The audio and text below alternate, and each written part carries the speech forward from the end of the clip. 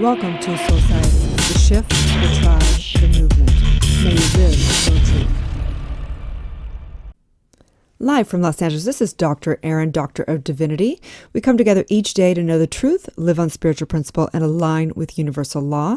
We also come together in a community, Soulciete. We are committed to being the #1 spiritual leaders community in the world, committed to enlightenment, empowerment, and entrepreneurship. We truly believe that when somebody awakens, they have a gift and message to bring to the world. And our mission is to awaken 1 billion people globally. And how we are doing that is by developing world-class spiritual leaders. So I'm so excited today about this podcast. This is number 4 of 12 of a series called Live Your Truth. So today is number 4, and we're talking about trauma and releasing your limited beliefs, your limiting beliefs, trauma and releasing your limiting beliefs.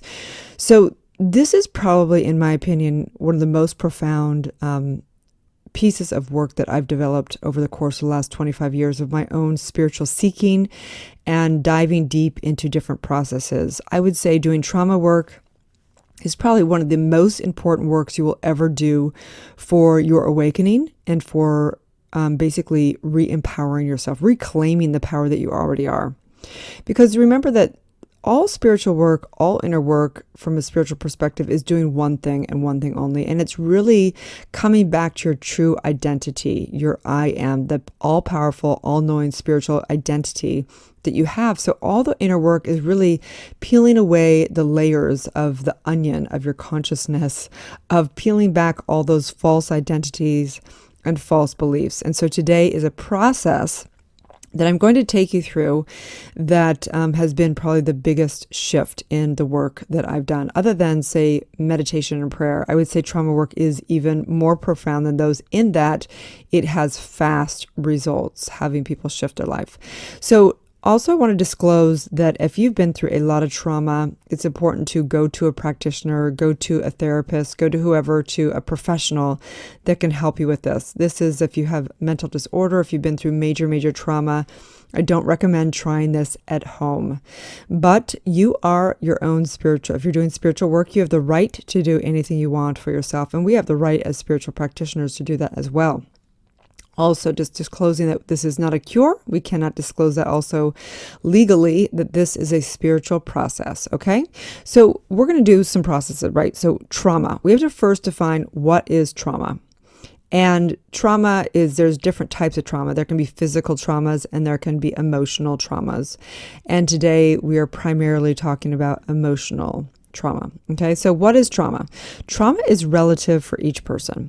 Oftentimes, we only think of trauma as something that, like being in war or getting in a car accident, but trauma is something that most people experience. So according to the dictionary, one definition is it is a deeply distressing or disturbing experience physically or mentally. Okay, so again, today we're talking about the mental aspect. And again, if you're having mental issues, you should go seek a professional, okay? But spiritually, traumas persist in consciousness via a command that is declared into the subconscious mind at the time of the traumatic incident, which is called an engram. There's an actual definition of this. It's called an engram. And an engram is a neural encoding that provides a physical persistence in memory. Engrams are linked and persist heuristically via commands. So really what this means is in order for the mind to process all information, it has to collapse things into categories because we get so much information.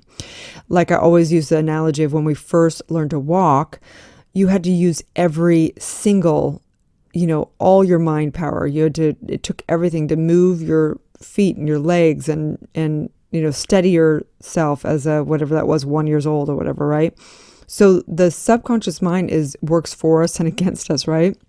Because it collapses all the information. So it has to recall incidents, in clumps, basically. So it does the same thing in the realm of, say, love. So if you've been hurt or had some kind of trauma in the realm of love and you decided love hurts, then anytime something hurts, you also see it as love. So it's this kind of bizarre collapsing of the subconscious mind that helps us and hurts us in many ways. So basically, it also recalls incidents via things called commands. Okay, so I'm going to break this down more. So basically what happens is, again, remember that the subconscious mind is already programmed through our DNA. It's programmed through all of our heritage. Basically, you're born with certain memory, and epigenetics again is proving this, that all memory is stored in the DNA. So you already have memory. How do you know how to beat your heart? How do you know, how are you afraid of snakes when you've never even seen a snake in this lifetime, right? It's memory that lives in you. And so in this lifetime, the subconscious mind is programmed via, of course, new habits that you're doing, the movies that you see, the imprinting that you have from people that you witness, your parents, But it's also programmed through basically two ways, which is through high states of negative emotion backed by a limiting belief, and through high states of positive emotion backed by expanding beliefs, okay? So we're looking at those things. We're looking at trauma, and the trauma is generally something that is within 5 minutes to 24 hours. Okay, so when I'm working with a client, how we define a traumatic incident versus just a general upset. General upsets are things that have been going on for a long time, weeks on times, your whole life, whatever. And a trauma is something that happens in an incident. It's something that is done within 5 minutes or 24 hours, and it has high emotion, negative emotion, backed by a command, backed by a limiting belief about a statement. It's basically a statement, a declaration, a decision about yourself or others or life, okay? And this is what I call commands, okay? And this is super important because after working with, I've had hundreds and thousands of clients through, one-on-ones, through groups, through different retreats and seminars. So basically, the thing that I've found, the commonality in human beings, is that generally people have about 3 core commands that come through. And these commands run their life. It's amazing what happens. So things, for example, I'm going to tell you some examples of a command. I'll never trust again. I can't do this. I'm never enough. I don't matter. I'll always be alone. I don't care. They're mean. They lie. It never works out anyway. I fucked up. Excuse my French, but that was actually my son's command. I fucked up again. Okay, so this is the thing, is that it becomes an identity. It becomes a subconscious belief that plays out over and over again, like a veil that goes over life, like a lens that you look through life, okay? So it's incredible as I witness. It's been the most profound thing as a practitioner, a spiritual practitioner that is listening for commands, how once the client spots their command and they neutralize the mental picture, the trauma around it, first of all, they start to see how that command has been playing out in all areas of their life over and over. It's like a theme. It's like if your life was a play and you have a theme to the play, it's like, she'll never love, right? Love hurts, and it plays over again in the drama of her life, right? That was mine, no. And then it plays out over and over again. And when a client spots their commands, they also are able to have it rise up from the subconscious. They're like, oh my gosh, I didn't realize that was my command. And now I hear it all the time. If I get upset, that command, I say it internally, right? A command is not necessarily something that you say out loud. It's something that you say within in the middle of getting upset or the middle of that traumatic incident, okay? So the intention of doing your trauma work and the truth triangle, because remember, this series of this 12 series is really birthing your truth and living your truth. So in this 12 series, we go through, and you can go back to 1 through 3 or binge forward if they're already available now. It's really about birthing your truth. And so if we take a look at the truth triangle, on the first side of the triangle, we're birthing your true power. The power that you are, the true identity of who you are. We're taking back all the times you handed your power over to somebody and decided that was more powerful than you. The second side of the triangle is birthing your passion, your relative truth. There's ultimate truths and there's relative truths. And you are birthing and getting clear of what your core values are. what your truth is and putting boundaries and accepting people as they are, looking at the failed expectations and looking at how you were trying to make people, places in life different than it is, and suddenly coming to the freedom of accepting people, places, and things as they are, and reclaiming your power to create what you want from what the only thing you can really control is your own consciousness and your own thing, right? The third side of the triangle is birthing your purpose. And we do this through going through your past life and this life suffering. And you don't have to believe in past lives. It's in your DNA. So we birth what is important for you to make a difference in. You're here to complete the energetic patterns within your DNA and leave the legacy in this lifetime and birthing that purpose. So again, we birth your power, your passion, and your purpose. And then in the inside of the triangle is really who you want to live. It's living your truth. And that means your daily spiritual practice. What principles do you want to live by, and really having that come into your life every day, every breath, having your daily spiritual practice not just be in the morning for 20 minutes and in the evening for 20 minutes, but every breath that you take, every thought that you energize, every meeting that you take, every thought that you choose to have is your daily spiritual practice. It's a way of being. And so as we go into today, we are in that first side of that triangle, in the power. We're birthing your power. We're restoring the power through doing your trauma work. So in this is done by, again, we're going into trauma work. It's an incident, something that is, 5 minutes to 24 hours, something that is an emotional traumatic incident, and basically that was backed by a command and imprinted into your subconscious mind. So how do we do this? How do we do your trauma work, okay? So this is done by neutralizing the mental pictures associated with traumatic incident. This is the re-experiencing of the incident with the ultimate goal of recovering of the consciousness and reclaiming of truth. Okay, so what I'm going to recommend for you guys is to get out a pen and paper. And again, if you have a lot of trauma, I don't recommend doing this alone, but you can. And this is your spiritual right, okay? So what I'm going to have you do is actually, I want you to take some inventory of this and journal on this. And you may be able to pause this podcast, or you can do this after, okay? And what I want you to do is I want you to write down all the incidences that you remember in this lifetime that you consider being traumatic. Okay, so for example, the time my boyfriend broke up with me, the time I saw my parents fighting, the time I was bullied in school, etc. You may have 100, you may have 10, you may have whatever. It doesn't matter. Just write down the incidences. It doesn't mean you don't need to write down the story around it. Just write down, number them, and write down which one. So this is what I'm going to recommend. If you're someone who's afraid of going into trauma, I would not go to the most intense one.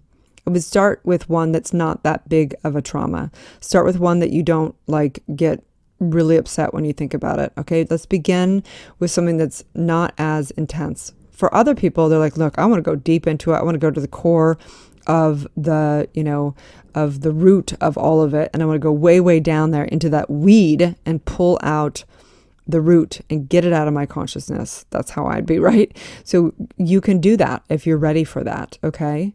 But this is the deal. If you're going to go into any traumatic incident, you need to complete the cycle. If you go in there and re-stimulate it, then it might put you into kind of a sad mood or whatever. So this is where doing it with a practitioner is really important, because you want to handle it fully. And sometimes it's not comfortable. Sometimes you don't want to think about it anymore, okay? So trauma recovery. Okay, so next I want you to basically, pick one incident that you're ready to heal and reveal and neutralize and complete. Okay, so what we're doing is we're actually going to be pulling back up that mental picture, because from a spiritual perspective, nothing is in the past. It's all playing out now. And the point is, if you have a traumatic incident and it happened, say, when you were 9 years old and you decided something and you have a command, that's playing out right now. It's like, imagine, I use that computer analogy again, okay? So imagine that you have a computer, and imagine that you have a program running behind scenes. You forgot to close it down and complete it, and it's taking your energy, and you don't know why your computer is getting slower and slower and why it's having glitches in it, because you have this big program running in the background that's taking all your energy up. And so what do you got to do? You got to pull that program back up, complete it all, save it or not save it, delete it, whatever it is, and close it down and put it into the file where it belongs, in the past, right? So that's what we're going to do on your trauma. So we want to basically take you through a process. Okay. So what you're going to do is you're going to actually begin to re-experience that incident. And you can't have an incident keep replaying in the past if you just neutralize it and as is it. That's why the Vedas say as it is, because if you can really as it is and neutralize the emotion around it, then it flattens out and it's not going to play like puppet strings behind your life all the time, okay? It's what holds a traumatic incident in place is the charge, the emotional charge attached to that mental picture, which has to be held by a command and also by the story that you put around it, the meaning that you put around it. Remember that you're a powerful, divine, powerful spiritual being. And the moment that you put meaning on something, positive or negative, you experience the positive or negative emotion around it.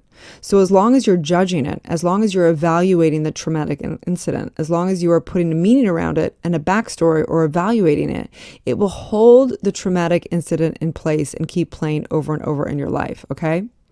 So what we want to do is we want to pull that experience back up, that mental picture, and we want to go over that incident, re-experiencing it as is in it over and over until it's neutralized, until you're no longer like crying about it or sad about it or angry about it, till you just see it for what it is. Look, I've had people talk about rapes before, and the first time they go and re-experience it, they can barely remember it. It's kind of hard to remember it. And then the second time they re-experience it, they're crying and they're remembering all the upset that was around it, the being scared, being upset, being all this stuff. By the sixth time they're re-experiencing it, they're like, oh yeah, and then I was raped. They're like bored by the story, right? They're like, it is what it is. It wasn't fun, it sucked, but it is what it is. And they spot their commands, they spot all of it, and they can pretty much just file it in their past and go, you know what, that happened. But I'm never going to let that keep ruining my life. I'm not going to let that declare how I see men or how I see love or whatever. And they begin to see something new, a new possibility for themselves. Okay, so that's what we're doing. So I'm going to take you through this a little bit of a process, and you may not be able to fully do it right now, or you may be able to. You may be able to do this later in your meditation and begin to take yourself through the process. So I want you to close your eyes, and I want you to take yourself back to the traumatic incident. And I want you to actually just state the facts of the incident. I want you to you do not evaluate. No backstory, no evaluation, no meaning around all of it. Just state the facts. I walked in the room. He said this. I said that. The walls were white. Then this happened. Okay, just state the facts. So do not make any meaning about the incident. Simply re-experience the incident, stating the facts, and taking me through the entire incident from very beginning to the very end. And remembering as much detail as you possibly can. Next, I want you to repeat the incident from the very beginning until the very end, until the emotions have been fully expressed and the mental pictures have been neutralized. So this may take 5 times. It may take 50 times, okay? Generally, I find that it takes, at least 10 times to re-experience the thing, allow yourself to cry, allow yourself to get upset, allow yourself to fully feel the emotions. What holds a traumatic incident in place is the resistance to it. What we resist persists. And when we don't fully allow ourselves to feel the feelings, then it's going to persist. Okay. So look for the command. So next, after you've taken yourself through the re-experience of it, say you're on the 5th time and you've had a peak in your emotions. Say the 3rd time, you have a real big peak in your emotions. You're crying a lot. You are feeling it. You remember it. And then the next time you re-experience it, the emotions have kind of gone down a little bit. This is when I want you to begin to look for the decisions you made in the midst of those high emotions. Look for the decisions you made about yourself, what decisions you made about life, and what decisions you made about others. So begin to look for the commands that you stated during the incident. In the midst of the height of that emotion, asking yourself, or I will ask you, What did you decide about yourself? That doesn't mean, or what did you say? Okay. And that means not aloud, but inside. What did you say to yourself? Becoming conscious of what you decided during the traumatic incident. So for example, I say this in my book. I worked with a big CEO, and he was having problems around money. And the thing about money is that it's not always a trauma that relates to money. Money, it can relate to all kinds of things. And he had one incident as a little boy where he actually witnessed someone being murdered. He didn't know that that incident related to money. But so when we went in and re-experienced that incident, and he was fully able to go there and remember it and see everything and feel the fear and feel all the emotions attached to it. When I asked him, what did you decide? He realized he decided that you can die over money. And so he didn't realize that that command was playing out in the realm of money in his life. Every time he'd get a lot of money, he would be afraid that he was going to lose it. And then he'd have to kind of have a self-sabotaging thing where he would kind of lose it. And then he'd have to remake money. And it was this ongoing thing out of his command. You can die for money. And this would play out over and over in the existence of his life. And it was just like this constant battle around money. So after doing his trauma work, he began to neutralize that. He spotted his commands, and he could see where he was able to start making a new story around money. And when commands don't fully go away. They don't disappear. But what they do is they come into consciousness. You don't get as reactive. You don't get triggered as much. And so you can spot when you're getting into your lower self or your highest self, right? Your best self is when you know that you're not living out of your command. When you haven't been getting grounded and doing your core work, then you start to get into your lower self and you begin to live out of your commands again, okay? So he had a choice. He knew he needed to get grounded and know the truth and have a good meditation practice and always live outside of that command. Another example of a command, I have thousands, of course. There was a woman who basically was raped, and we went back into that traumatic incident. And when she began to go into the incident, she recognized that she decided that love was unsafe, that sex was unsafe, basically. And in that decision, she actually began to try and have her life not have sex, basically. She started to eat a lot. She started to put on a lot of weight so that it was like her way of repelling men and sex. It was a subconscious thing. She didn't realize she was doing it, right? So she went into that traumatic experience and re-experienced it. She recognized her command, this is unsafe, that love, sex, men are unsafe. It was this whole kind of umbrella of a command to all of it. So then she recognized how it was playing out in her health issues. It was recognizing how she was sabotaging even dating or doing anything. She recognizes one command was playing out in so many aspects of her life. So in that, she started neutralizing that.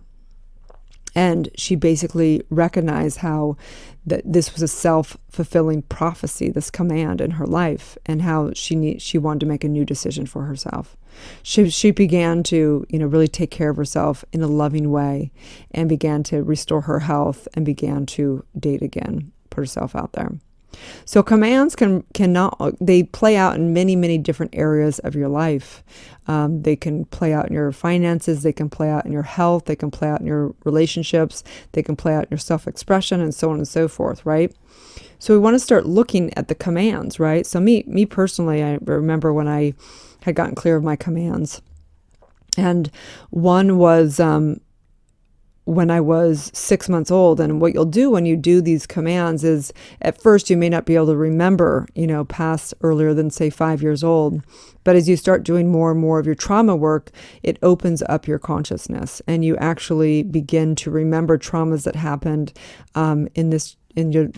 early on. For me, one of my first one was at 6 months old, and past lifetimes. And this is actually how you begin to go into past lifetimes.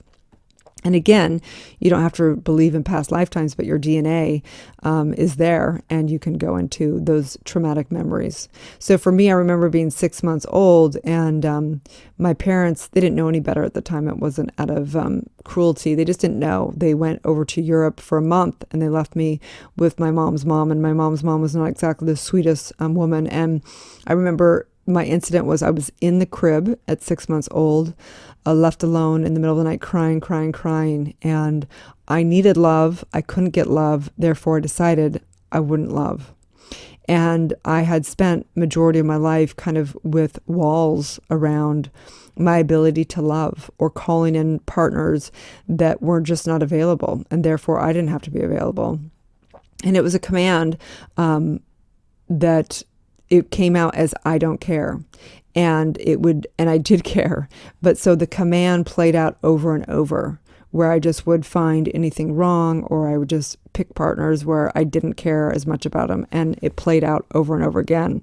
It was my core work and my life work to really restore this command. And I care so much that I've handed my life over to work of caring for people and loving people and giving them wisdom to help them love themselves.